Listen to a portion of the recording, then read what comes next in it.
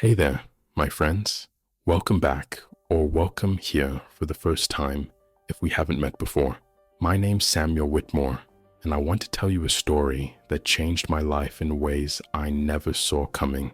It's not just another feel-good tale, and it's not some quick motivational soundbite.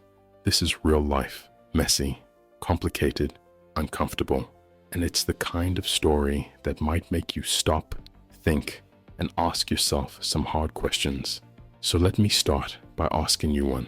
Have you ever felt like no matter what you do, no matter how hard you try, no matter how much of yourself you give, it's still not enough for some people? You run yourself ragged trying to keep the peace, keep the smiles, keep the harmony. But the moment you slip up, the moment you say no, the moment you put yourself first, suddenly you're the bad guy. For a long time, that was my life. I was the man who couldn't stand the thought of letting anyone down. If there was a gap, I filled it. If there was a problem, I fixed it. If someone needed something, I was already halfway to their doorstep before they finished asking. And you know what? People loved me for it. Or at least, they loved the version of me that was endlessly available to them. The truth is, though, there's a cost to living like that. At first, you don't see it. It's just little things. Missing a meal here, skipping a workout there, putting off a hobby or a rest day. But then the little things pile up, and one day you wake up and realize you don't actually know what you want anymore because you've spent so many years living for other people's wants instead. And that, my friends, is why I need you to stick with me through this story all the way to the very end, because I'm going to take you to the exact day I stopped trying to make everyone happy and chose myself instead. It wasn't clean, it wasn't pretty, but it was the moment I finally started breathing again. Now, before we dive into all of that, I'm going to ask you for two things. First, hit that subscribe button so you and I can keep having these honest conversations. I'm not here to give you sugar-coated advice. I'm here to talk about the real stuff, the things most people keep quiet about. Second, drop me a comment right now and tell me, have you ever been a people pleaser? Have you ever felt that pang of guilt for saying no?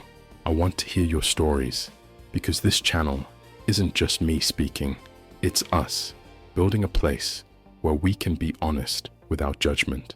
Alright, let's go back to the younger version of me who believed, down to my bones, that my worth came from making everyone else happy. Back to the man who smiled for the world while quietly disappearing from his own life. I grew up in a little town where everyone knew each other's names and their histories and their problems and what kind of pie they liked best. In a place like that, your reputation is currency. And in my family, reputation wasn't just important, it was everything. My parents were old-fashioned. My mother believed in kindness, grace, and never making anyone feel uncomfortable. She'd tell me, "Samuel, be the kind of person people are glad to see walk into the room." My father was quieter, more reserved, but he had his own philosophy. It's better to be agreeable than to be right. And as a boy, I took both of those lessons to heart. I learned early that yes was a powerful word. Yes to helping my teacher clean the classroom after school. Yes to sharing my lunch with the kid who forgot his. Yes to playing goalie in a game I didn't want to play because no one else would. Every yes was a little badge of honor, and people smiled at me for it. It felt good to be needed, even when it meant I was tired or inconvenienced. By the time I was in my 20s, saying yes had become second nature. Friends called me the dependable one. Co-workers called me reliable. My neighbors knew they could knock on my door for anything from jumper cables to a listening ear. And I'll be honest with you, I liked being that guy. I liked feeling like the person who made life a little easier for others. But here's where it got dangerous. The more I said yes to everyone else, the more I was quietly saying no to myself. I didn't realize it at the time, but every yes I gave away was a little piece of my own time, energy, and identity. I missed out on weekends away because a friend needed help with a project. I postponed doctor's appointments because my boss wanted something done urgently. I put my own plans on hold over and over because someone else's needs felt more important than mine. And here's the cruel irony of being the so-called perfect man. No one checks if you're okay. People assume you are because you're always helping. They think you're happy because you never complain. They don't see the exhaustion in your eyes, or they do, and they ignore it because they know you'll keep showing up anyway. I remember lying in bed one night, staring at the ceiling and asking myself, what did I do for me today? And the answer was, nothing, not one thing. My life looked full from the outside, busy, useful, productive, but inside it was empty, and I didn't know how to change it, or if I even could. The funny thing about saying yes all the time is that after a while, people stop seeing it as kindness. It stops being a gesture. It becomes an expectation. And once people expect you to always be available, always be helpful, always be the one to step up, well, they stop asking. They just start assuming. That was my life for years. At work, my boss knew he could give me the extra projects no one else wanted. He didn't even have to check if I had the time. I'd figure it out, stay late, and make it happen. My colleagues picked up on it too. If a deadline was slipping through their fingers, they'd slide it onto my desk with a smile and "You're the best, Samuel," and I'd take it every single time. In my personal life, it was the same story. Friends knew they could call me for a last-minute ride to the airport, or to help them move heavy furniture, or to watch their kids, because they had plans, and I'd rearrange my day, no matter how inconvenient. I once canceled a long-awaited fishing trip because a friend's garage door broke and he needed a hand fixing it. That was just normal for me. If someone needed me, I showed up. And then there was my marriage. My wife used to joke that I was like a Swiss Army knife, handy in every situation. But behind the joke was a truth I didn't want to admit. I was more of a tool than a partner. I'd take care of the house, the bills, the social obligations, all without asking for help or even a thank you. And the more I did, the less anyone noticed the effort it took. It was as if my constant giving had erased the fact that I was giving at all. What I didn't realize then, what I can see so clearly now, is that every time I made someone else's life easier, I made mine a little heavier. And those weights, they add up. They don't drop off after you help. They stay with you in the form of lost time, drained energy, and quiet resentment.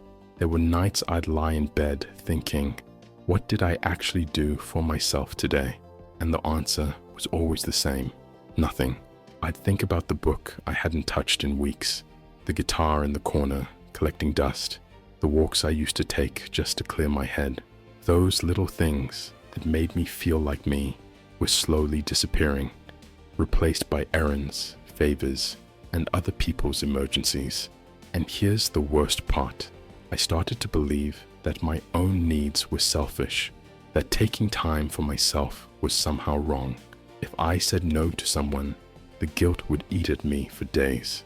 I'd lie awake wondering if I'd hurt their feelings, or let them down, or made them think less of me. So I just kept saying yes, hoping that someday someone would notice all I'd done and maybe, just maybe, return the favor. But that's not how it works. When you teach people that your time, your energy, your life is always available, they stop seeing it as a gift. They start seeing it as a given. And once that happens, you've set a trap for yourself when you won't even notice until it's already closed around you. The thing about traps is, they don't feel dangerous at first. They feel comfortable, even familiar, until one day, something happens that makes you realize you can't breathe in there anymore. I've heard people talk about breaking points as if they're explosive, like one big dramatic scene where you slam your hands on the table, yell at everyone, and storm out. But in my case, it was quiet, almost too quiet. It didn't come from a single huge betrayal or a fight. It came from something so small, so ordinary, that most people wouldn't even notice. But for me, it was the last straw. It was my birthday, not a milestone birthday, nothing grand, just another year older. And honestly, I've never been the kind of man who needs big celebrations. I don't expect banners or parties or expensive gifts, but I do expect the people I love to remember, to call, to send a message, to say, "Hey Samuel, I'm glad you were born." That morning, I woke up to silence. No text from my wife. She was already out of the house when I rolled over to her empty side of the bed. No call from my parents. No buzzing phone from friends. I figured, all right, maybe they're waiting to surprise me later. So I went through my day as usual. Work, errands, a couple of favors for people who just needed a quick hand. And with every hour that passed, my phone stayed silent. By the time evening rolled around, I'd done 3 favors for 3 different people, none of whom knew or cared that it was my birthday. I came home to an empty house. My wife had gone out with friends for a quick coffee that had turned into dinner. I sat there in my living room in the dim light with a leftover sandwich from the fridge. And that's when it hit me.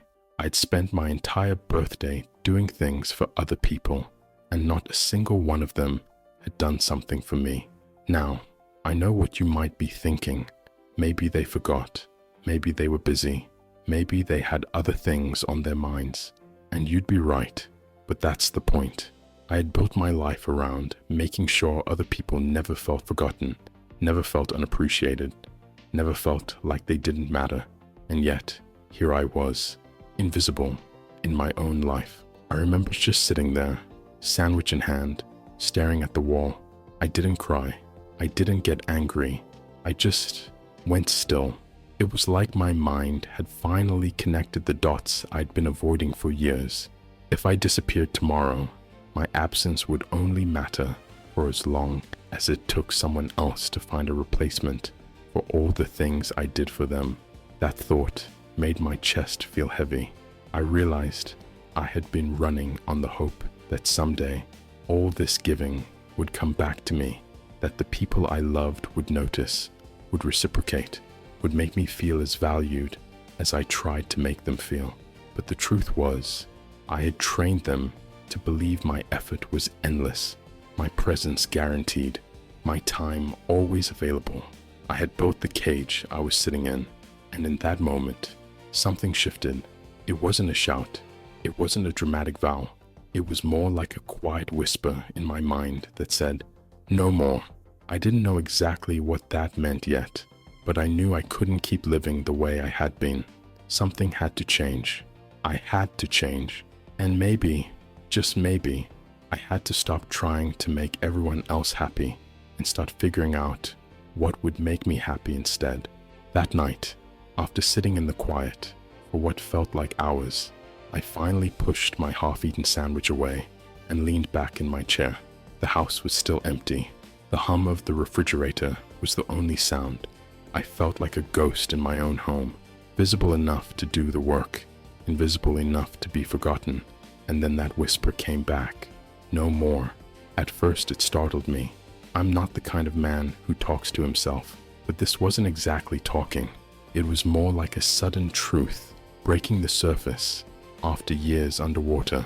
I'd been holding my breath so long, I'd almost forgotten how to breathe for myself. I thought about the last decade of my life, the birthdays I'd remembered for everyone else, the hospital visits I'd made, the favors I'd done at the expense of my own health, the sleepless nights I'd spent worrying about other people's problems. I thought about the countless times I'd been there for someone who, when the roles were reversed, wasn't there for me. And the guilt came, as it always did. But they're your friends, they're your family, they need you.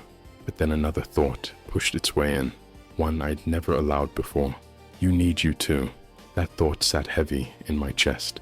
I realized that in all my years of giving, I had never once stopped to ask what I actually needed, what I actually wanted. I'd been so focused on keeping everyone else happy that I'd lost any sense of what happiness even meant to me, and I couldn't ignore the question anymore. If I died tomorrow, would I have lived a life that felt like mine, or just a life spent making other people comfortable? So I made a decision, not the kind you announce to the world, not some big social media declaration, but a private, personal vow. I was going to start saying no. I was going to stop bending until I broke. I was going to choose myself, even if it meant disappointing people. And I knew exactly where I'd start. Boundaries. That word used to make me uncomfortable. It sounded selfish, even cold. But sitting there, in the silence of my forgotten birthday, I finally understood the truth. Boundaries aren't walls to keep people out. They're guardrails to keep you from falling off the edge. That night, I wrote down 3 rules for myself on a piece of scrap paper from the kitchen drawer. 1. I will not cancel plans for myself just to make room for someone else's emergency, unless it is truly life or death. 2. I will say no without explaining or apologizing. No is a complete sentence. 3. I will dedicate at least 1 day a week entirely to something that fills me, even if others think it's a waste of time. The list was short, but for me, it felt radical, almost rebellious.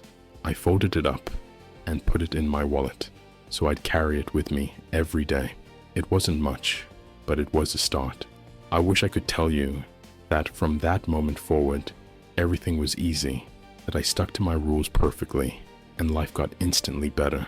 But the truth is, it got harder before it got easier.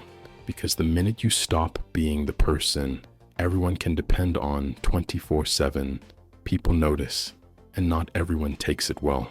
The first time I put my new rules into practice, it felt like jumping into ice water. My body tensed up, my heart pounded, and my mind immediately started coming up with reasons to cave. It was only 2 days after my quiet birthday when a friend, someone I'd helped countless times before, called me in a rush. "Sam, I'm in a bind. My car's in the shop, and I need a ride across town to meet a client. Can you help me out?" In the past, my answer would have been automatic. Of course, give me 10 minutes. But this time, I looked at the list in my wallet. I'd made plans for myself that afternoon. A simple walk at the park. Nothing urgent, nothing impressive, but it was mine. And for once, that had to be enough reason. So I said it. "I'm sorry, I can't today." No explanation, no scrambling for an excuse. Just no.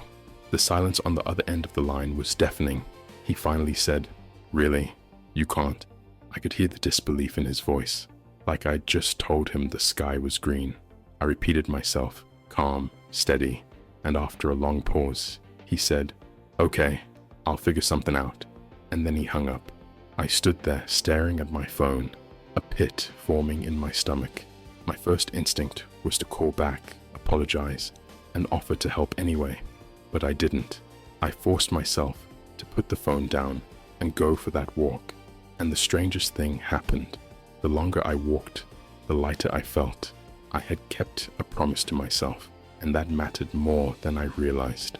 But not everyone took my new boundaries so quietly. A few days later, my sister called, asking me to help her set up for a neighborhood event.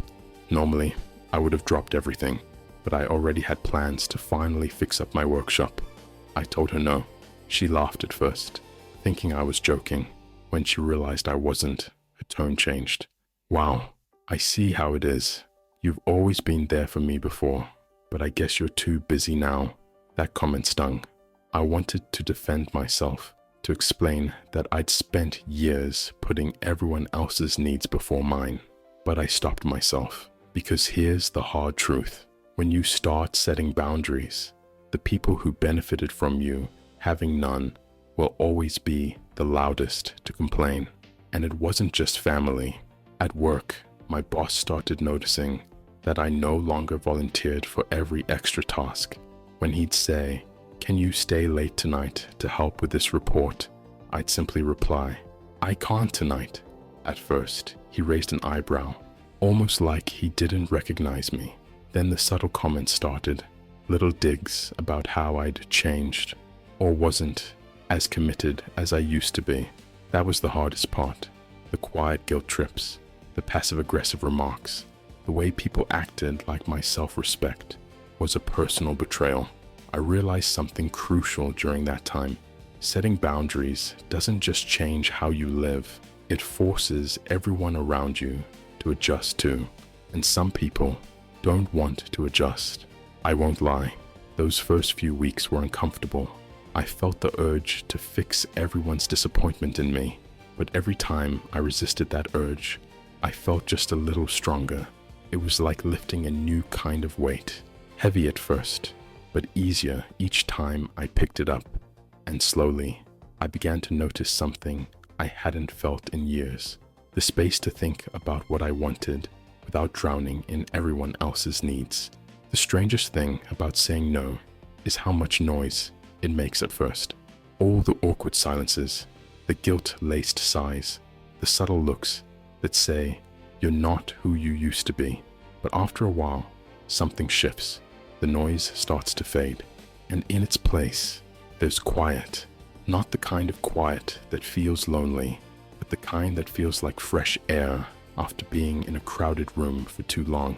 For the first time in years, I could hear my own thoughts without them being drowned out by someone else's emergencies. I didn't realize how badly I'd needed that space until I had it. One Saturday morning, I woke up and didn't have anywhere to be. No one waiting for me to solve their problem. I made coffee for myself and drank it slowly while the sun came through the kitchen window. It sounds so simple, almost boring, but that morning felt like luxury. For years, I'd lived like my time belonged to everyone else. Now, suddenly, it was mine again. And with that time came choices, little choices at first. I went for long walks without checking my phone. I pulled out my old guitar, the one that had been collecting dust in the corner, and taught myself a few songs I'd always wanted to play. I even started reading again, not just skimming headlines or work documents, but real books, the kind that pull you in and make you lose track of time. And here's the thing, the more I gave myself permission to enjoy those moments, the less I felt the need to explain them. At first, I'd tell people, "Oh, I can't help because I'm working on something at home." But over time, I stopped justifying it. If I didn't want to do something, no was enough. That shift from defending my time to simply owning it was like shedding a heavy coat I'd been wearing in the heat. It wasn't just about having more hours in the day. It was about finally feeling like those hours were mine to use as I pleased. And you know what surprised me the most? The people who truly cared about me didn't get upset. In fact, some of them respected me more. A couple of friends even admitted, "I wish I could say no like that." One coworker told me, "You seem lighter lately." It hit me then. The right people in your life don't love you for how much you give them. They love you for who you are, even when you set limits. And the wrong people, they'll fade away the moment you stop being useful to them. And as hard as it was to lose some of those connections, I realized something important. I wasn't losing friends. I was losing users. There's a big difference. That freedom, that clean break from the constant pull of everyone else's needs was intoxicating. It wasn't about becoming selfish. It was about finally giving myself the same care, attention, and priority I'd been giving everyone else. And for the first time in my adult life, I wasn't afraid to admit it. It felt good to choose me. It was a Tuesday evening when I got the call. I was in my workshop, sanding down an old wooden chair I'd picked up at a thrift store. Just me, the hum of the sander, and the smell of sawdust. Simple, quiet, mine. The screen on my phone lit up with a familiar name, Mark. We'd been friends for over 20 years, the kind of friendship built on beer on Friday nights, helping each other move apartments, and long conversations on the porch about life. But in recent years, our friendship had started to feel one-sided. I was always the one showing up for him, fixing things, lending money, listening to his problems. I couldn't remember the last time he'd asked about mine. I let the phone ring twice before answering. "Hey Mark, what's up?" His voice sounded different, not the usual casual tone, but a little hesitant. "Got a minute? I need to tell you something." We ended up meeting at a small diner halfway between our houses. I got there first, sat in a booth, and watched the door. When he walked in, he looked uneasy. He slid into the booth across from me, hands wrapped around a coffee mug before he even ordered one. "Look," he started, eyes fixed on the table. "I know things have been different lately. You've been saying no more, doing your own thing, and I guess I didn't realize how much I'd been leaning on you until you stopped." I stayed quiet, letting him talk. He took a breath and continued. "The truth is, I took you for granted for years. I knew if I called, you'd say yes. I knew you'd show up, no matter what, and I got used to that. I stopped thinking about whether it was fair or whether you were okay. You were just the guy who made things happen, and I didn't appreciate it." Hearing him say it out loud was like someone turning on a light in a room I'd been sitting in for years. I'd felt this truth for a long time, but part of me always wondered if I was imagining it, if maybe I was overreacting. But now here it was, laid bare. He went on, "When you started saying no, I was angry at first. I thought you changed, but now I think maybe I was just mad because I couldn't use you the way I used to." That word, use, hit hard, but there was no malice in his voice. It was honest, almost apologetic. "I'm sorry, Sam," he said finally. "You were a better friend to me than I ever was to you, and I want to fix that." I didn't give him some grand speech in return. I just nodded and said, "Thank you for telling me," because the truth was, I didn't need an apology to justify my boundaries. But hearing him acknowledge it validated every choice I'd made in the past few months. That night, driving home, I thought about how rare it is for people to admit they've taken advantage of you. Most never will. And while that conversation didn't erase all the years I'd given too much, it did something more important. It reminded me that the people worth keeping in your life are the ones who can see their own flaws and still stick around when you stop making life easy for them. And in that moment, I knew I hadn't just been choosing myself. I'd been choosing the right people to keep close to. After that conversation with Mark, something inside me felt lighter, not because everything was fixed between us, but because I had proof that my boundaries weren't just in my head, proof that people had indeed been leaning on me too heavily. It's funny how even when you know something deep down, hearing it out loud changes the way it sits in your chest. It was like someone had finally handed me permission I'd been waiting for all along. Permission to keep going, to keep choosing myself without second guessing whether I was being unfair. Rebuilding my life didn't happen in one sweeping motion. There was no grand rebranding of the new Samuel. It happened slowly, in small, deliberate choices. I started with my mornings. For years, my days had begun with other people's priorities, answering emails before breakfast, returning phone calls, checking in on people to see if they needed anything. Now, I made a rule. The first hour of my day belonged entirely to me. No phone, no obligations, just coffee, a good book, or a walk. Sometimes I'd sit in silence, letting my thoughts wander. Other times, I'd jot down goals, not for my job, not for anyone else, but for my own growth and happiness. I also began revisiting old passions I'd let slip away. I dusted off my camera, one I hadn't touched in nearly a decade, and started taking weekend trips to nearby towns just to capture moments, not for Instagram, not for anyone else's approval, just because it made me happy. I signed up for a woodworking class at the community center, something I'd always been curious about, but never made time for. And I even started cooking again, not quick, functional meals, to feed a family in a rush, but slow, experimental dishes that turned my kitchen into a place of creativity instead of obligation. Of course, not everyone understood. Some people still made little comments, the kind meant to make you feel guilty. You've been hard to reach lately, or you used to be more available. But those comments stopped stinging the way they used to. I realized that every time someone said, "You've changed," what they really meant was, "You've stopped making my life easier at the expense of your own," and I was okay with that. The more I leaned into this new way of living, the more I saw the ripple effect it created. My energy came back. My stress levels dropped. I started sleeping better. Even my posture changed. I caught myself standing taller, walking with more ease. And the relationships that remained, they got stronger. Because now, instead of being built on convenience or dependency, they were built on genuine connection and mutual respect. There was one moment that really brought it all home. I was sitting on my porch one Sunday afternoon, guitar in hand, playing a song I'd finally mastered after weeks of practice. The sun was setting, and for the first time in I don't know how long, I felt this deep, steady sense of peace. I wasn't waiting for the next call to fix something.